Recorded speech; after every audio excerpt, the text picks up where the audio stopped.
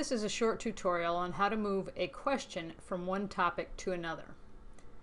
So from your home page, click on Topics and Questions in the green block, or from the sidebar menu on any page, click on Topics and Questions.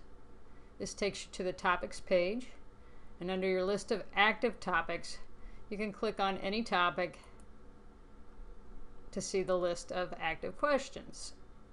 So here are all the questions. To move this to a different topic, you can come over here to the right side under the Actions column and click on this blue icon. It's the third icon there that says Change the Topic.